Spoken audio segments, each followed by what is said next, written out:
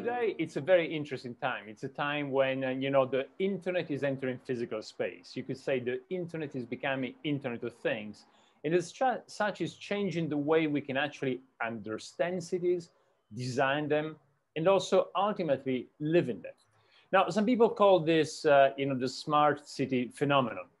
I don't like very much the smart city definition. To me, it sounds a bit too much like a city, like a computer in open air. So that's why we like the idea of sensible city, a city that's able to sense, but also sensible. Somehow by using networks, data, and artificial intelligence, we can really make sure that the world of the artificial, the world of cities, of building, can start behaving a little bit like the world of the natural.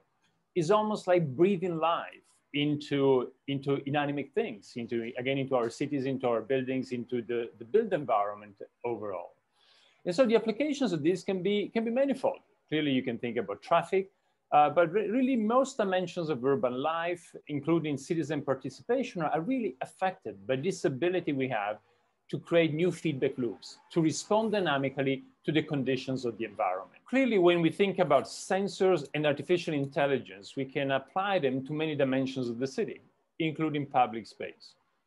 And it depends what we want to achieve. It can be about efficiency, or it can be about different ways to interact with citizens. Let me give you just one very simple example. It's about street lamps. We've seen over the past few years, street lamps have gone from traditional ways of lighting to LEDs. And that per se means we can actually save tons of energy. The other thing is that LEDs are addressable, be controlled by citizens. You can put a triangulation system and perhaps help people who need better accessibility in the city. So you can guide them better if somebody is disabled, and many other applications. So again, those two things are important. When you look at this type of applications, you usually have two objective functions, either optimizing the city or optimizing for interaction with citizens. And within the second one, the latter one is the most important one. Around 100 years ago, in the 1920s, French architect Le Corbusier was saying something like, machine civilization is looking for and needs to find its architectural expression.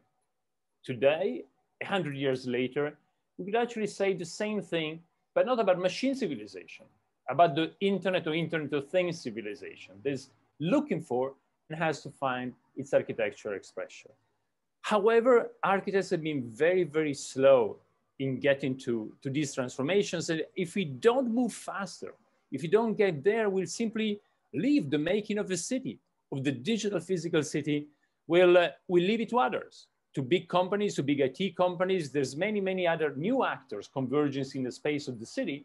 And architects, if we don't move fast, we risk losing and abdicating to a very important responsibility we've had in the past.